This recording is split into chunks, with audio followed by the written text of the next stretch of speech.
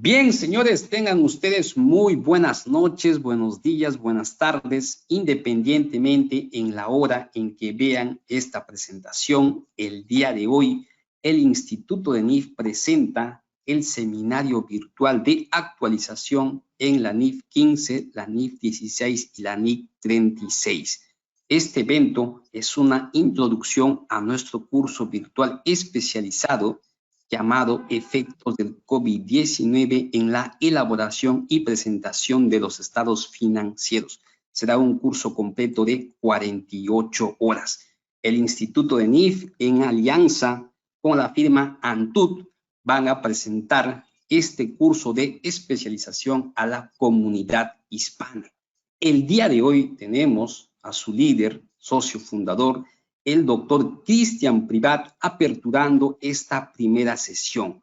Yo voy a cederle la presentación y el micrófono al doctor Cristian Privat para conocer un poco más sobre su trayectoria personal, la firma y escuchar su presentación de él mismo. Doctor Cristian, ¿cómo está? Muy buenas noches. Iniciamos esta primera sesión de introducción a nuestro curso de especialización.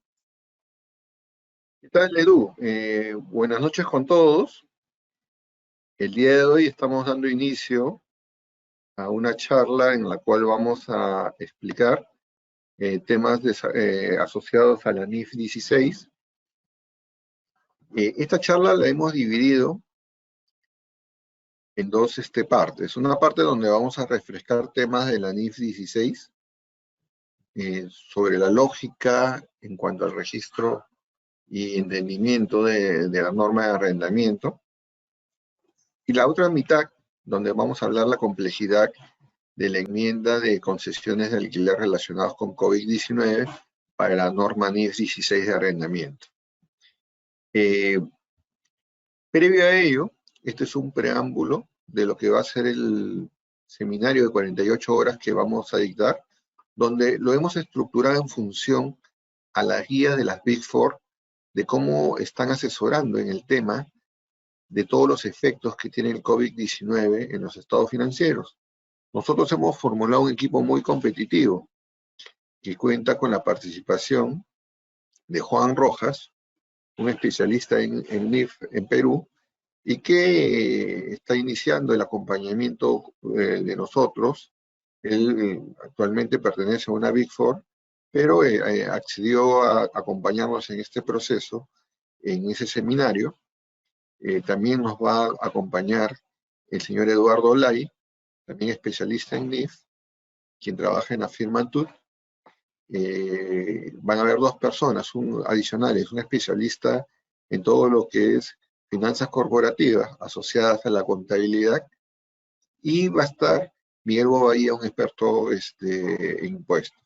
¿Por qué es importante este seminario? Este seminario es importante, primero, por los temas que estamos tomando. Estamos tomando temas enteramente relacionados con asuntos del COVID-19 y cómo impactan los estados financieros, que son los temas más demandados hoy en día.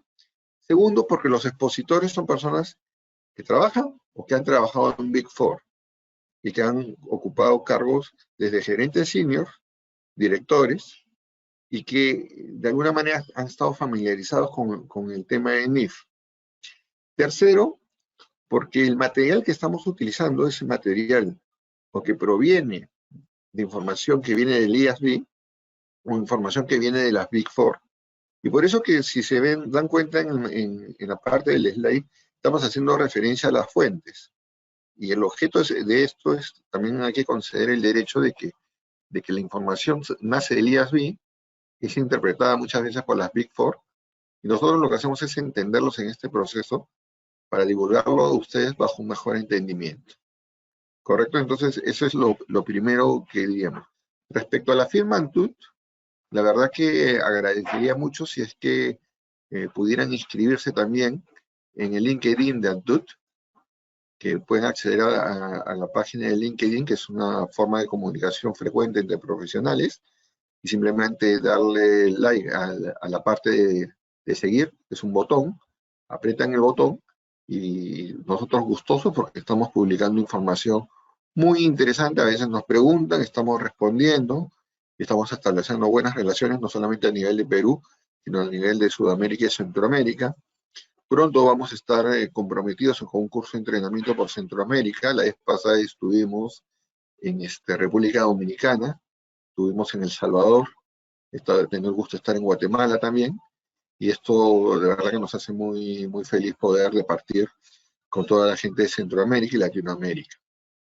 Entonces, comenzamos con el proceso de entrenamiento mientras las personas han ido ingresando a la sala. Entonces, de mi perfil, ¿qué puedo decirles? Rápidamente para no quedarme mucho en este tema.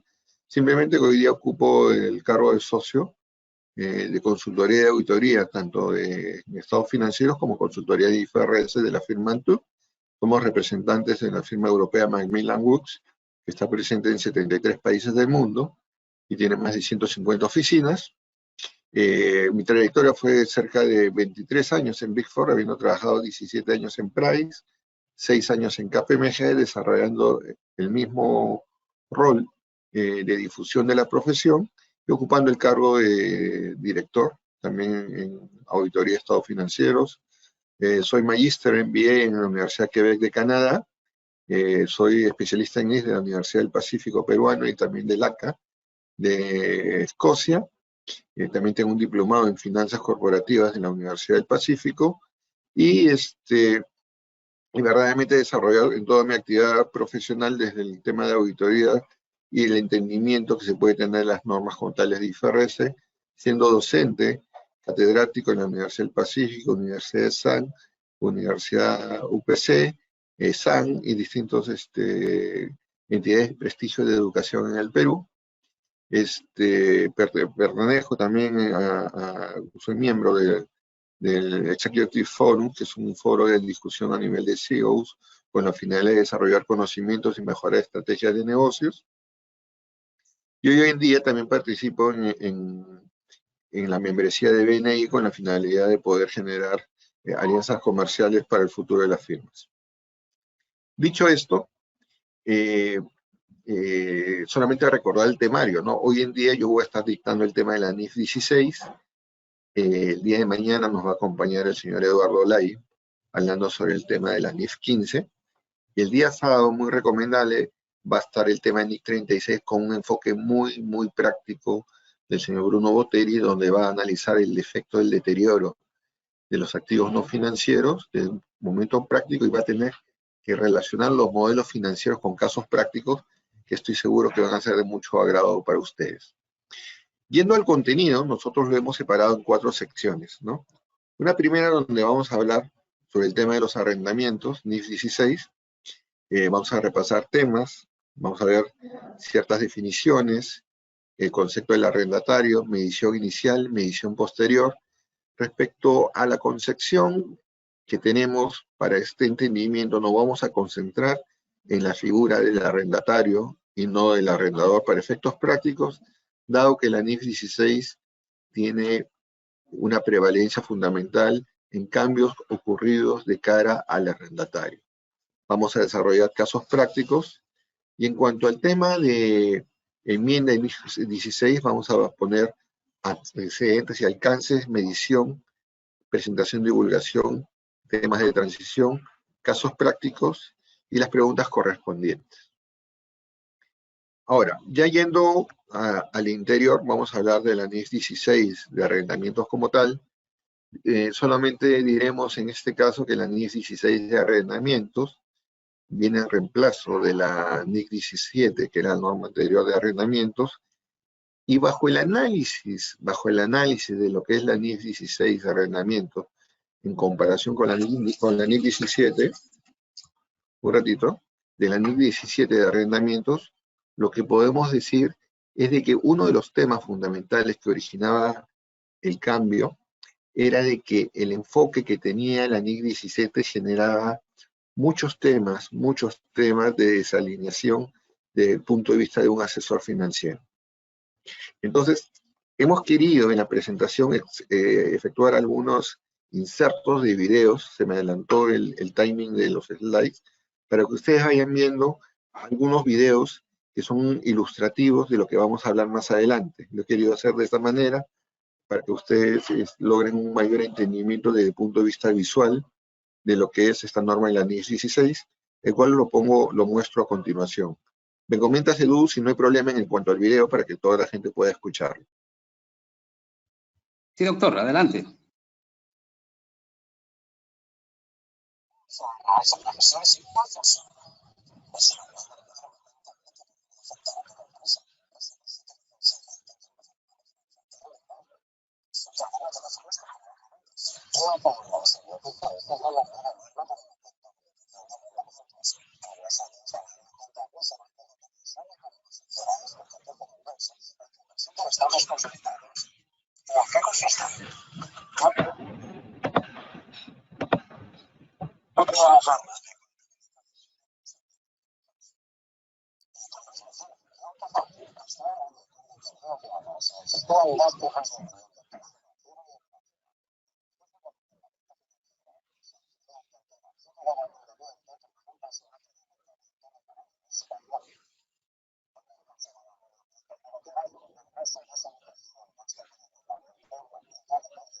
El video no se escucha muy bien, nos indican, doctor. No lo escuchamos bien. Dime, Edu. El video no se está escuchando bien, doctor. Ah, ¿no se está escuchando bien? Sí, el audio es muy bajo. Muy bajo, ahí, si es muy bajo, vamos a solucionar ese tema.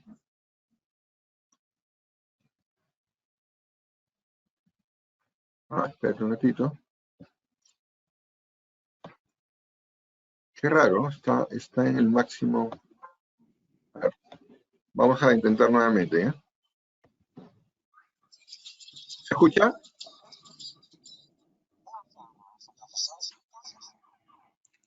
Está igual, doctor, no se entiende. Uy, qué pena, no se va a poder, no se va a poder escuchar el. Bueno, en todo caso está el enlace, lo pueden ver cuando descarguen el material. Me hubiera gustado, pero vamos a ver si se puede hacer algo. A ver, espérate un ratito.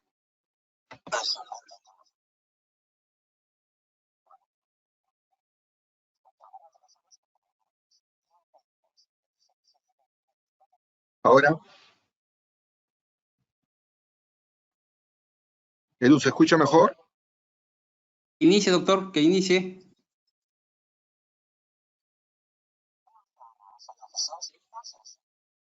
No, doctor Cristian, el audio es muy bajo. Muy bajo. Ya es un tema del. A ver, espérate un ratito.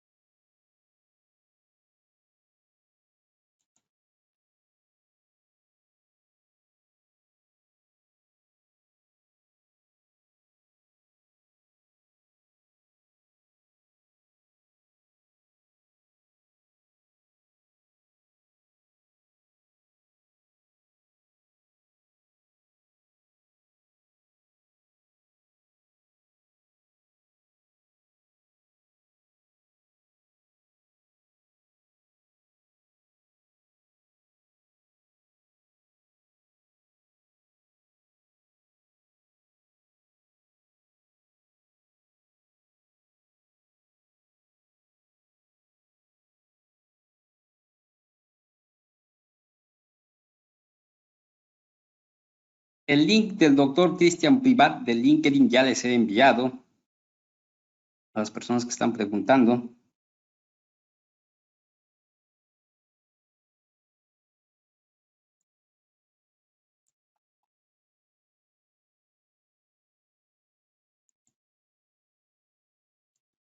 En breve estaremos continuando.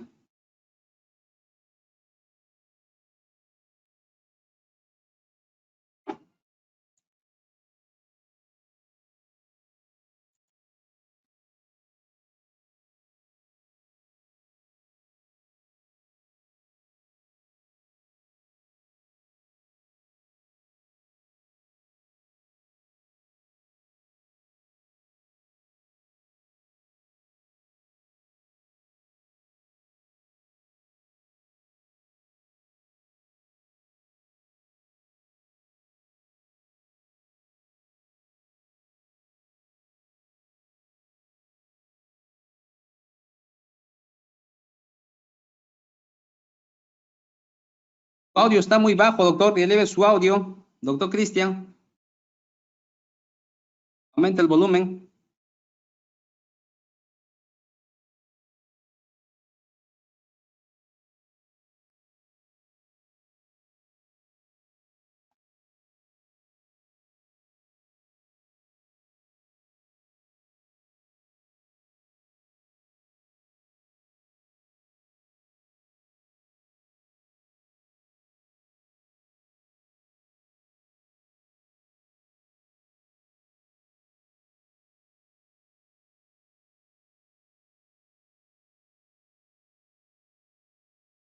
Doctor Cristian.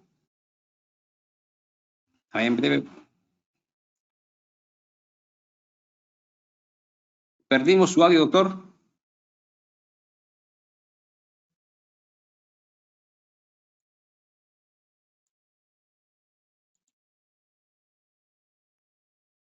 A ver, un momento, por favor.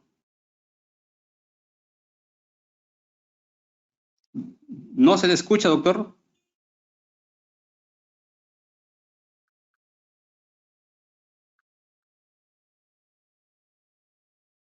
Un momento, al parecer tenemos problemas. Se le fue el audio del doctor.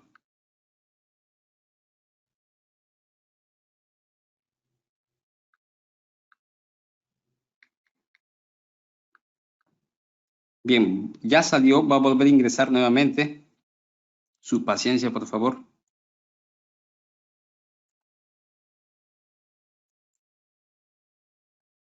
Sí, Ángel. Va a volver a ingresar.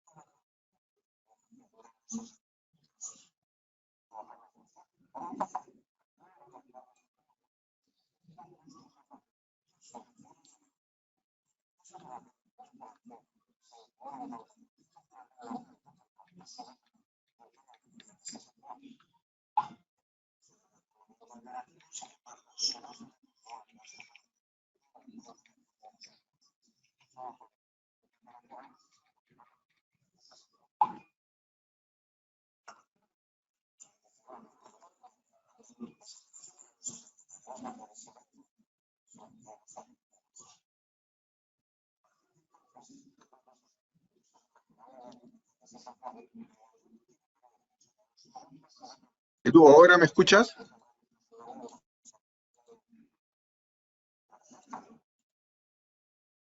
Doctor Cristian, ahora sí. ¿Me escuchas bien? Sí, doctor, le escuchamos fuerte. Al parecer hay un problema con el video, doctor. Ya luego lo podemos ver eso. Yo también traté de decirlo, pero me indican que no se escucha bien. Ahora, espérate un ratito. Me comentas ya, por favor, para poder solucionar eso. ¿Ahora se escucha?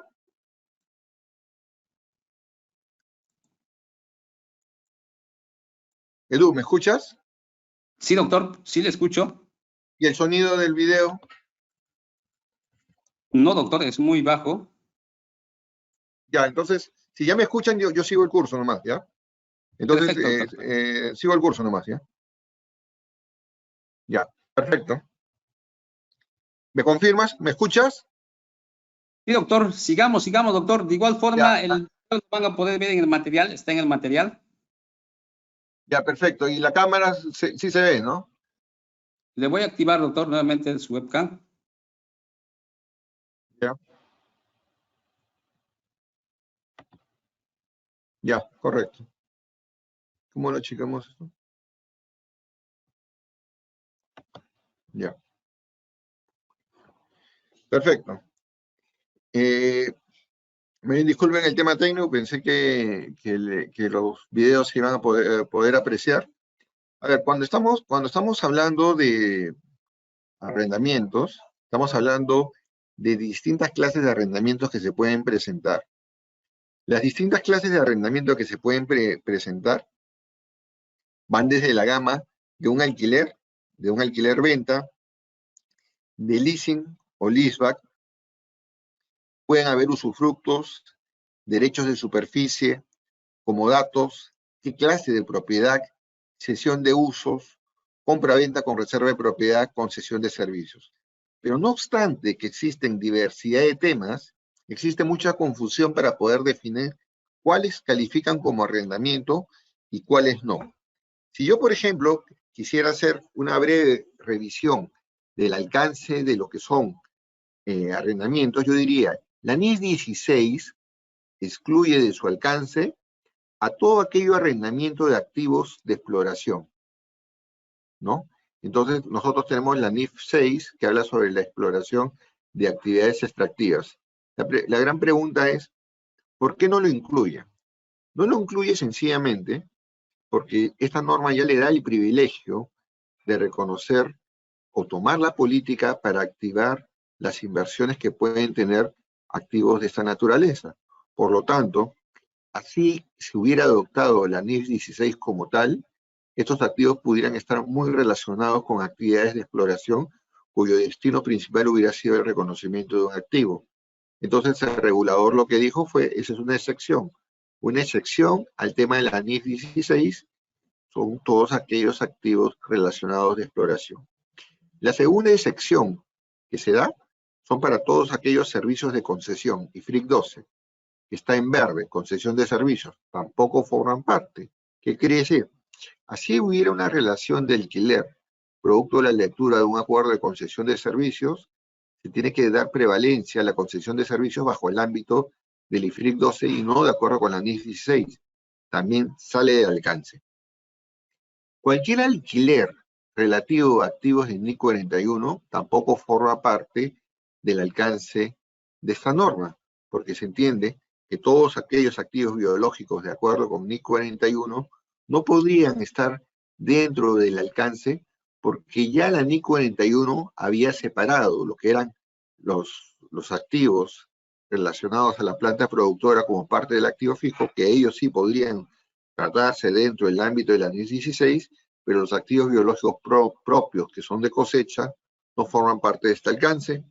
Tampoco las licencias o derechos otorgados por el arrendador, ni los derechos disponibles por arrendatario bajo ciertos acuerdos, como son los de televisión o broadcasting, o otros activos intangibles.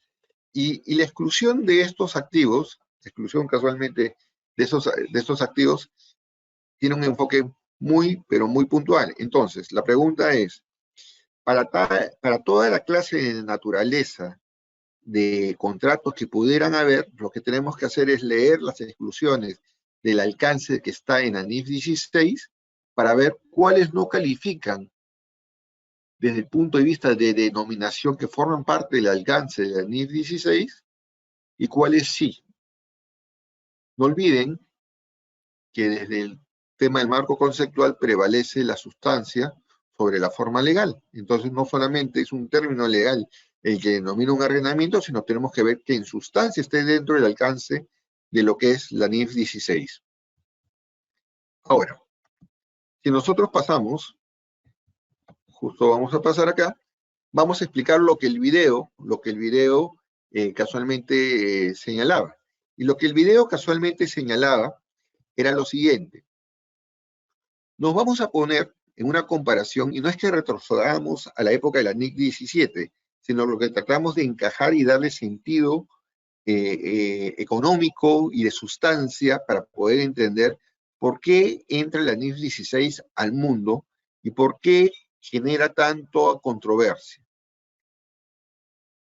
La NIC 17 hacía una separación, y tanto la NIC 17 en general como la NIC 16 de cierta faceta lo toma, pero lo que separaban es decían, hay un arrendamiento financiero y hay un arrendamiento operativo. Eso decía el anexo 17, tanto para el arrendador como para el arrendatario. La figura del arrendador y la figura del arrendatario está presente tanto en ANIF 17 como en ANIF 16. Eso no ha cambiado, esa figura no ha cambiado. Siempre va a existir una persona que alquila, que es propietario legal de un bien, y siempre hay alguien que se beneficia del usufructo de ese bien. Entonces siempre lo va a existir. Lo que sucede es que la condición te decía que en el caso tanto del arrendador del arrendatario, había la figura de lo que era un arrendamiento financiero y lo que era un arrendamiento operativo. Y eso la NIC 17, esos modelos los tenía tanto para el arrendador como para el arrendatario. Siendo el arrendador el propietario legal y el arrendatario el que usufructa el bien, que quiere decir el dueño del bien te concede el derecho de uso de ese activo, lo que el regulador dijo, acá hay un problema, una brecha muy grande. Y esta brecha se da en de que bajo el modelo del arrendamiento financiero, la norma te confiere el derecho de reconocer ese activo y denominarlo activo fijo, si es que cumples las condiciones para hacer un arrendamiento financiero.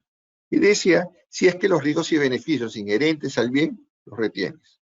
Sin embargo, en el caso del arrendamiento operativo, le da un privilegio menor. Le decía, tú solamente estás arrendando, tú no estás reteniendo los riesgos y beneficios. Tú simplemente eres un arrendador operativo y por tanto, tú lo que reconoces es un gasto contra una caja por el alquiler que se va generando. Entonces, de ahí vino ciertos análisis y ciertas preguntas que se hacían. La primera pregunta era el caso hipotético de dos entidades. Y miren este caso. Una entidad que tenía desarrollada la misma función y la misma operación usando un arrendamiento financiero. Imagínense una retroexcavadora que está bajo arrendamiento financiero y daba esos servicios a una empresa minera. Y tenías otra compañía que no tenía un arrendamiento financiero, tenía un arrendamiento operativo y utilizaba la misma retroexcavadora. Sin embargo, para efectos de la construcción de un término que se llama EBITDA, ¿y el EBITDA qué es? El EBITDA es la porción o la construcción de una métrica financiera, que es una métrica que le llaman non-GAAP IFRS, porque no es una métrica establecida bajo los IFRS, pero que se construye con términos y cuentas contables establecidas bajo IFRS. Entonces decía, si yo parto de mi utilidad operativa, que dicho esto, es una denominación porque es un policy choice a nivel mundial que se escoge, y determino que mi utilidad operativa incluye las depreciaciones y amortizaciones, para que esa utilidad operativa sea líquida, yo tendría que retirar la depreciación y amortización. Y a ese término, esa métrica se le llamó EBITDA, ¿no? Que eso en inglés es Earning Before Interest Tax, ¿no? Depreciation Amortization. Entonces, esa métrica establecida daba la siguiente relación. Mientras que el activo que era poseedor de un arrendatario bajo el modelo de arrendamiento financiero tenía una depreciación porque aplicaba el modelo de arrendamiento financiero, el que tenía un arrendamiento operativo tenía un gasto. Entonces, a la hora que tú construías el EBITDA, tú sumabas la depreciación. Pero tú cuando querías construir el EBITDA de un arrendamiento operativo, no tenías por qué incorporar el gasto, porque el gasto era un gasto de desembolso de caja y cumplía los requisitos de ser una utilidad, un gasto líquido. Entonces tú determinabas y decías, todas aquellas compañías que tuvieran en su estado de resultados depreciación por arrendamientos financieros, lo que iban a tener es un EBITDA más grande. Y aquellas compañías que tenían gasto por alquiler y no tenían ni un solo arrendamiento financiero, tenían un menor EBITDA. Entonces yo les hago la pregunta, ¿eso hace diferente una entidad de otra? O sea, yo podría decir que esta compañía vale más solamente por tener arrendamiento financiero? Y por tanto iba a decir, esta compañía vale menos por tener arrendamiento operativo. Entonces el regulador entendió, entre uno de los factores, que había una desalineación total, que la concepción de activo no estaba alineada con lo que decía el marco conceptual. Y por tanto llegaron a la conclusión de que efectivamente se requería redefinir en línea con los marcos conceptuales, con el marco conceptual, ese activo que sí tenía el arrendamiento operativo en el fondo y que había que alinearlo con el concepto financiero. Entonces lo que hicieron es, vamos a emitir la NIF 16 y le vamos a dar valor a ese activo que sí está generando beneficios bajo el concepto de arrendamiento operativo y que injustamente se le está dando un privilegio menor al decir que solamente es un gasto. Entonces, ¿qué hizo el regulador? El regulador dijo, ya para el arrendatario, que es el que usufructúa el bien, ya no va a existir un concepto como tal de gasto por alquiler, sino lo que va a existir es un valor único llamado derecho de uso. Y tanto el arrendamiento financiero como el arrendamiento operativo se va a denominar arrendamiento nada más. Entonces deja de haber esa diferenciación entre arrendamiento financiero y arrendamiento operativo. Y por tanto, la denominación única de arrendamiento te dice de que todos los desembolsos inherentes a un contrato de arrendamiento operativo van a tener una metodología de valorización para darle un valor que es un activo que se llama derecho de uso y que va a tener la misma denominación que lo que antes era el arrendamiento financiero bajo un solo concepto. Por tanto, ¿cuál es el tema que sucede? Que los estados financieros van a tener más activos, van a tener más deuda, van a tener más depreciación, porque el gasto por alquiler ya no se va a llamar gasto de alquiler, se va a llamar depreciación. Va a haber un concepto de interés, porque para traer estos pagos futuros a un momento actual, lo vas a tener que descontar a una tasa y va a haber un componente de resultado que se va a llamar interés. ¿Qué va a suceder con el EBITDA? El EBITDA va a estar más alineado porque le vas a dar el mismo tratamiento de lo que antiguamente era el arrendamiento financiero al arrendamiento operativo bajo un solo concepto de arrendamiento. En resumen, la NIF 16 trae mayor reconocimiento de activo, mayor reconocimiento de resultados de depreciación y mayor intereses. ¿Efecto en la utilidad neta? No hay efecto. Pero nos ponemos a pensar, ¿y cuáles son los problemas que viven en el día a día y que tienen las compañías? Las compañías corporativas tienen un problema. Aquellas compañías que tienen 300, 400 contratos de arrendamiento, tienen la presencia de una deuda financiera. Entonces ahí viene la denominación de qué es deuda, porque es muy probable que en todos los contratos de financiamiento que se tienen están establecidos lo que se llaman covenants. ¿Qué es un covenant? Un covenant son todas aquellas condiciones establecidas en un contrato de financiamiento que obligan a las compañías y les cubren del riesgo de incumplimiento de las entidades bancarias, pero que tienen la perversidad de que ante el incumplimiento se vuelven obligatorias, exigibles inmediatamente. Ante esa situación, muchos clientes han tenido que renegociar los términos de sus acuerdos de financiamiento para que las entidades financieras no apliquen las cláusulas y le den una carta de exención. ¿Qué es una carta de exención? Es una carta en la cual le conceden la no ejecución de una cláusula establecida de penalidad en un contrato, casualmente, con el propósito de que esta condición les permita mantener esa deuda y que esa deuda no le origine ningún perjuicio. Ahora, habíamos hablado de lo que pasa en el estado de resultados y lo que pasa en el balance, ¿correcto? En el estado de flujo de efectivo, lo que sucede es de que antes lo que tenías como desembolsos por los pagos por alquileres era una actividad de operación.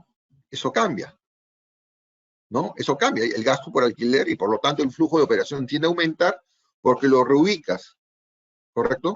Le cambias totalmente de ubicación y lo que tú estás haciendo son pagos por financiamiento, porque estás financiando. Entonces, casualmente, si ustedes ven la línea que está ahí, lo que dicen es, hay una realocación, porque los pagos que normalmente, bajo el antiguo modelo, figuraban como una disminución, como un gasto por alquiler, pasan a salir de ahí y pasar como parte de actividades de financiación.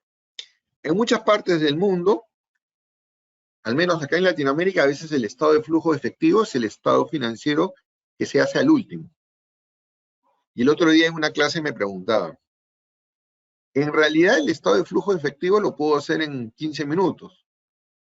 Bueno, hay gente que es virtuosa, pero verdaderamente el estado de flujo efectivo es el estado financiero más importante y el que genera mayor valor, porque es el que te explica cómo generas el flujo efectivo dividido en cada una de sus fases. Si se dan cuenta, el estado de flujo efectivo tiene 3 funciones: actividades de operación, financiamiento, ¿correcto? Y de inversión, siendo después de operación, inversión y financiamiento. Pero si ustedes ven el estado de resultados, se van a dar cuenta que se ha dado la costumbre de separar y mostrar la utilidad de operación. Y se ha dado la costumbre porque tiene que haber cierta correlación entre el concepto de utilidad de operación con el flujo de actividad de operación. Es decir, las compañías operan para generar flujo de operación.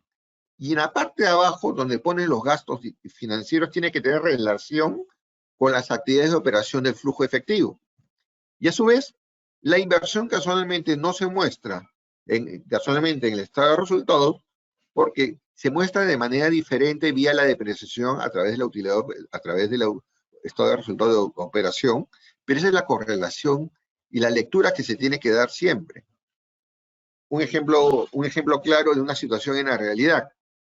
Tú encuentras una entidad que tiene utilidad de operación y de pronto vas al flujo efectivo y ves que es deficitario. Lo primero que le preguntas al que formula es, ¿por qué si mi utilidad de operación es positiva, mi flujo efectivo de operación es negativo? Está mal hecho el flujo efectivo.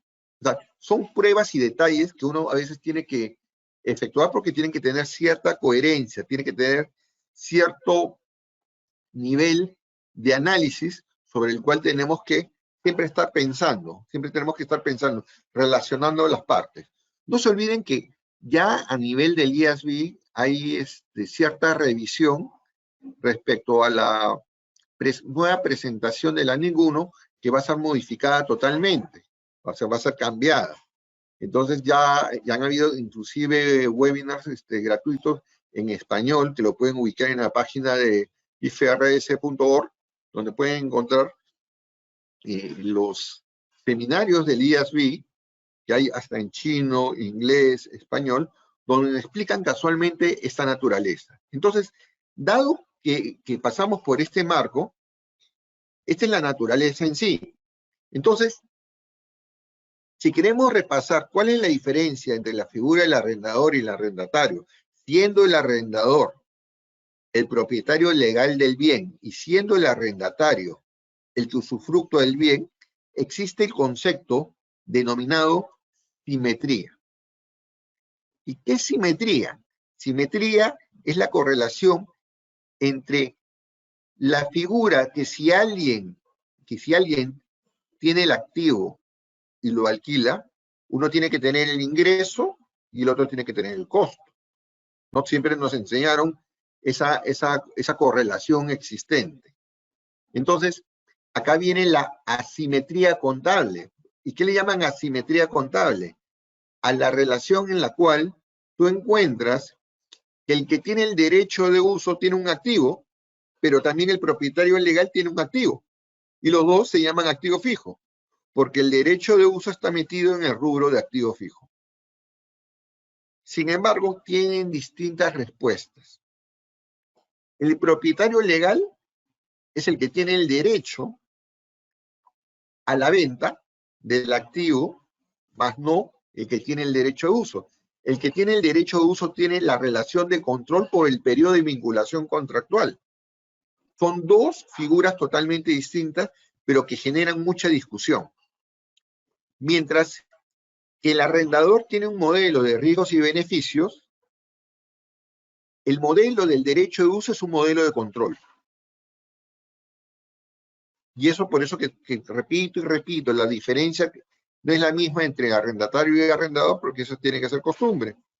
Entonces, el arrendatario reconoce un activo por derecho de uso que, a pesar que su nombre pudiera resultar una denominación de un activo intangible, termina siendo una denominación, por exigencia de la norma, de activo fijo. Es un derecho de uso que es subyacente a su denominación como activo fijo contra una cuenta de pasivo por arrendamiento, ¿no?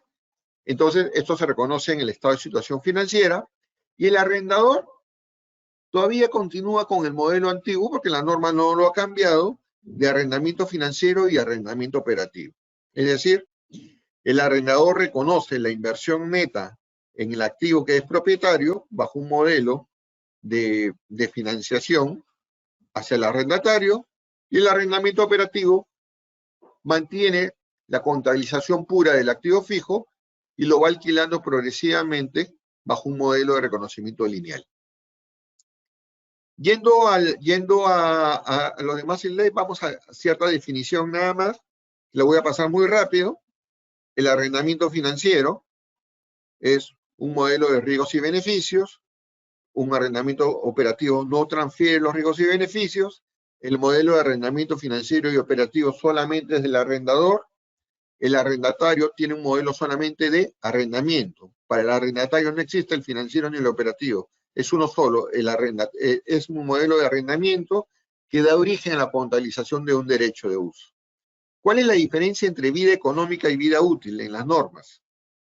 Porque en la realidad tú deprecias o amortizas un activo por el valor que tú consideras que económicamente te es viable. Es decir, tú puedes tener un proyecto y tú consideras que tus activos tienen que depreciarse solamente por el tiempo que tú quieres tenerlo vigente para tu uso económico. Independientemente que tú sepas que ese activo pudiera usarse 10 años, pero para ti la curva de productividad tuya es de 4 años. Los demás años son marginalmente no productivos para ti.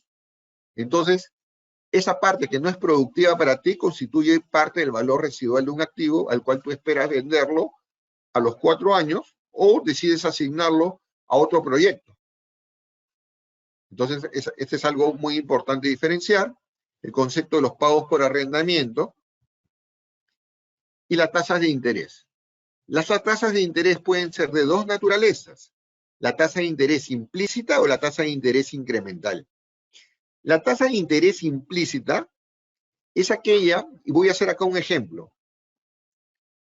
Cuando yo tengo un vehículo, me compro un vehículo de $28,000.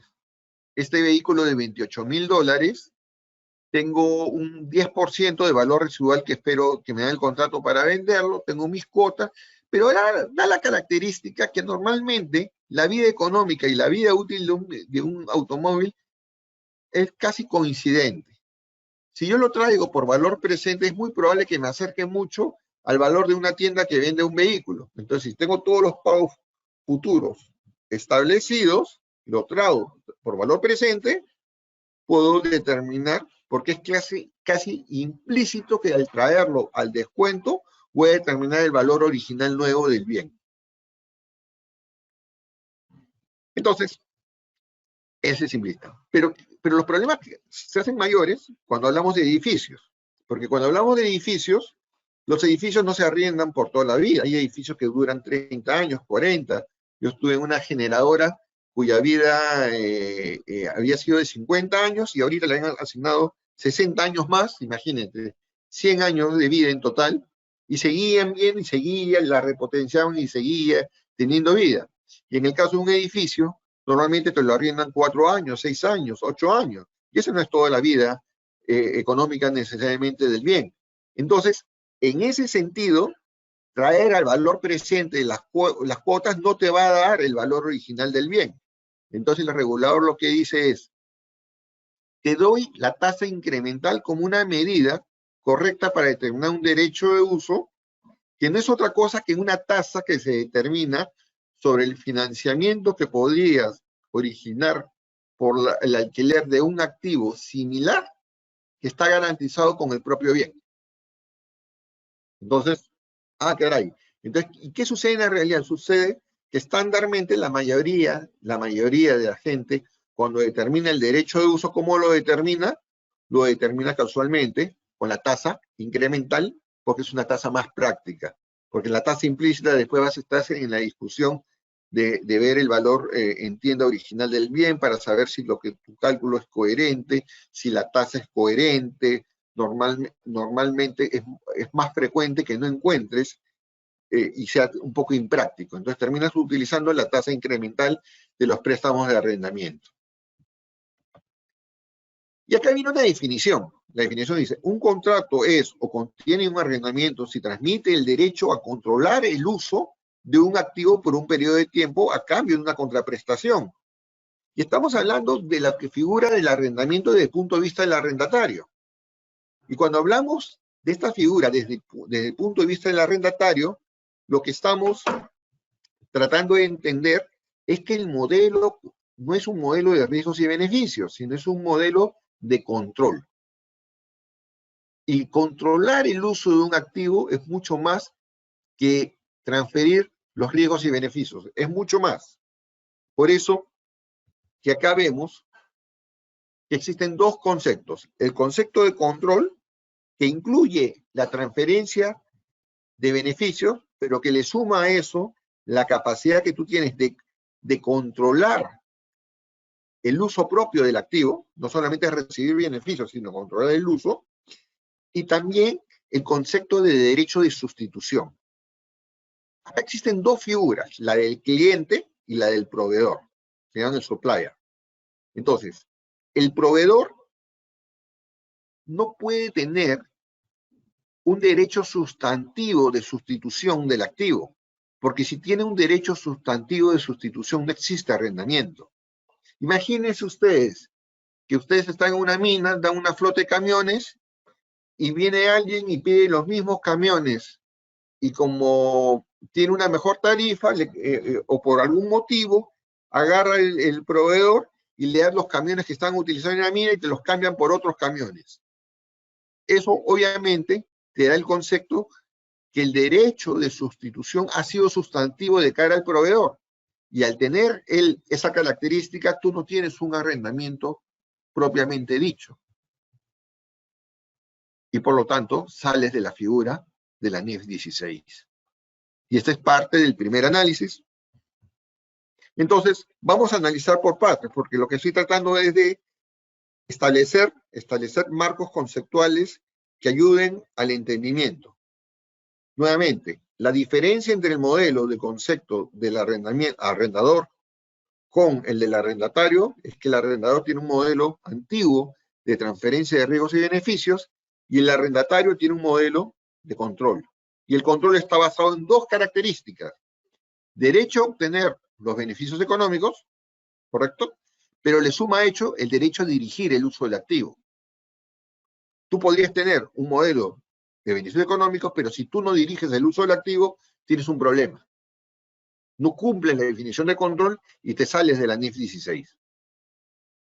Entonces, vamos a analizar. Lo que pasa es que hay distintos modelos de contratos y que te pueden conllevar, estos modelos de contrato te pueden conllevar casualmente a errores en la interpretación, es decir que contratos son arrendamientos cuando no lo son. Y todo tiene que ver con el criterio, con lo que le denominan el juicio profesional, el entendimiento. Si ustedes recorren la página del ifrs.org, se vuelven expertos ¿verdad? Se van a dar cuenta que el comité de interpretación es para analizando. Y para analizando e entendiendo las normas. ¿Y por qué analiza y entiende las normas? Porque el juicio profesional es un privilegio de la razonabilidad, del hecho de determinar si el registro o el juzgamiento que estás dando a una operación es el correcto. Estamos. Entonces, vamos a este diagrama de preguntas. Decimos, existe un activo identificable, o sea, producto de tu lectura de tu contrato. Tú puedes decir que existe un activo identificable. Si no existe, no hay contrato de arrendamiento. ¿Ya? Entonces, seguimos. ¿El arrendatario obtiene sustancialmente todos los beneficios económicos? Sí. Le cumplo la primera condición, pero si en ese momento yo dijera que no, salgo de este hecho. Seguimos. Luego, ¿qué pasa? Que tengo que ver, controlo el uso del activo. Si yo no controlo el uso del activo, salgo del anexo 16. Y si controlo también, digo, efectivamente, contiene un arrendamiento. Entonces, si se dan cuenta, este es como un checklist de características que debe cumplir el arrendamiento. Y cada día los arrendamientos son más complejos porque las partes se ponen a regular lo que le conviene a cada uno y establecen un contrato.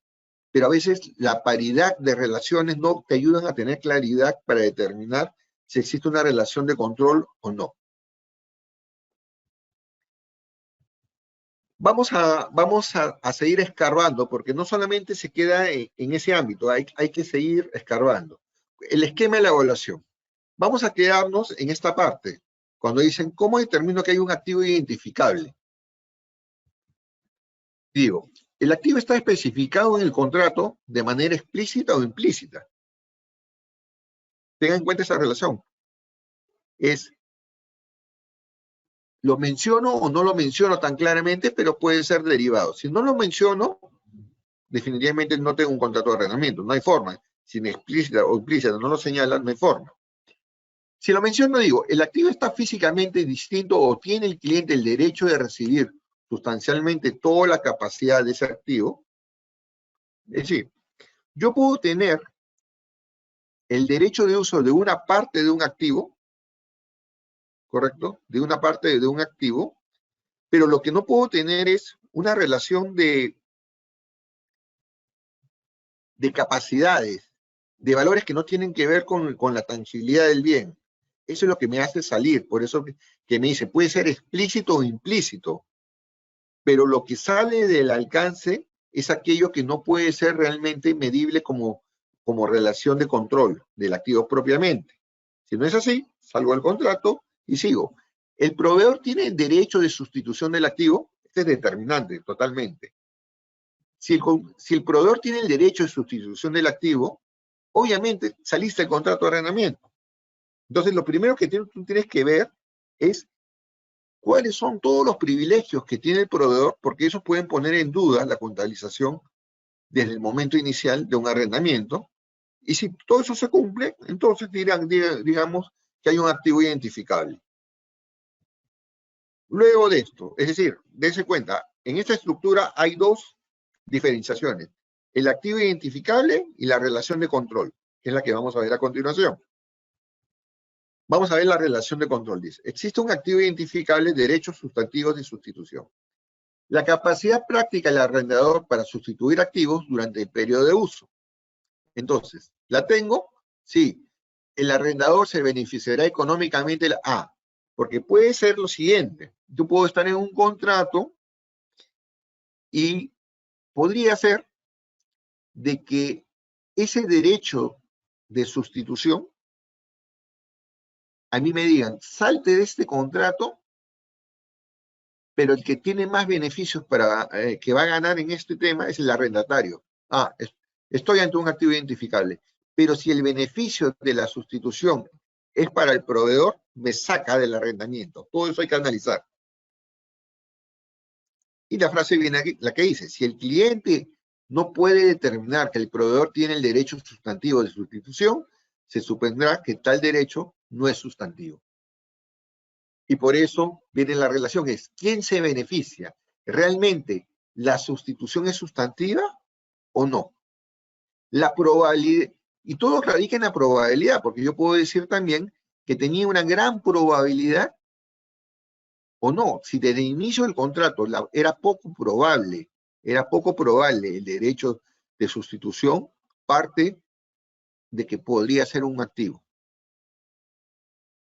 Ahora, si era desde el inicio altamente probable que en cualquier momento te podrían cambiar el activo, obviamente había retenido el derecho sustantivo de sustitución del activo, y por eso reparo acá para el correspondiente análisis y hacemos el esquema de evaluación. Dicen, ¿quién toma las decisiones de cómo y qué propósito de derecho de tomar decisiones?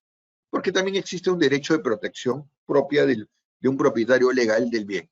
Entonces, te dicen cuándo es un proveedor, cuándo es un cliente y cuándo es predeterminado.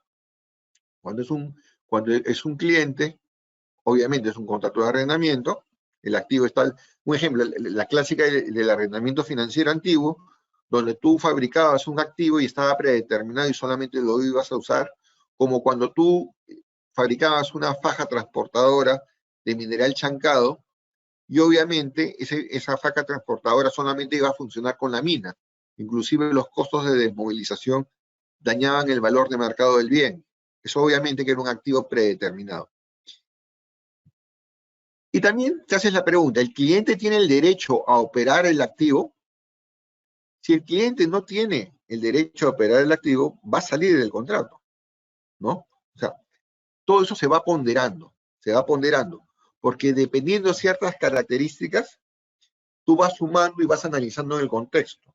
Esto no es un tema de que, cumplió esto automáticamente. Tienes que dar el entendimiento, porque cada una de estas preguntas te van a conllevar a poder decidir si efectivamente tú tienes el control del activo propiamente dicho. Entonces, vamos a analizar un ejemplo rápido. Una compañía ABC arrienda una oficina por un periodo de 5 años. El arrendador requiere que el arrendatario se reubique en otro local con especificaciones similares. Imagínate, o sea, el arrendador, que es el supplier, el proveedor, te pide que te muevas de ahí. Con lo cual tú dices, un momentito, ese señor tiene un derecho de sustitución. Lo que tú tienes que determinar si es sustantivo o no. Seguimos. El arrendador se beneficiaría económicamente de la reubicación del arrendatario solo si un nuevo inquilino decidiera ocupar una cantidad mayor de espacio a un precio suficiente favorable para cubrir los costos de reubicación. La probabilidad aparentemente inicial era media, pero la intencionalidad del beneficio quiere decir que él en cualquier momento te podría sacar. El contrato requiere que el arrendatario use el local de oficina para sus operaciones administrativas y de ventas. El arrendatario toma todas las decisiones sobre el uso de la oficina durante el periodo de uso. Claro, pero esos son marginales al lado de la capacidad de sustitución. Por ejemplo, el arrendatario controla el acceso físico a la oficina a lo largo de 5 años. El contrato requiere que el arrendatario realice pagos fijos al arrendador. El arrendador proporciona servicios de seguridad y limpieza. Miren, ¿cuál es la palabra sustantivo? Es la prevalencia, es decir, de todas estas condiciones, si el otro tiene un derecho de reubicación y te dice en un mes te sales de acá, obviamente tienes un perjuicio grande. Y por lo tanto fue un derecho de sustitución sustantivo. Eso que se ejerce ahí no es un arrendamiento.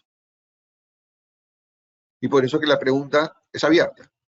¿Y por qué? Porque nos tenemos que acostumbrar a analizar en todo el contexto las características de un contrato. El contrato se lee de punta a punta para ver cada una de las condiciones que se vayan cumpliendo para poder tú concluir efectivamente si esto existe. No es una característica, es el conjunto de características que te conducen a un análisis coherente.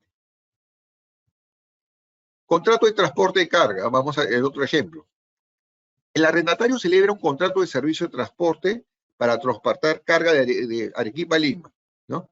El servicio dura una semana. El arrendador no tiene derecho a sustitución. ¡Wow!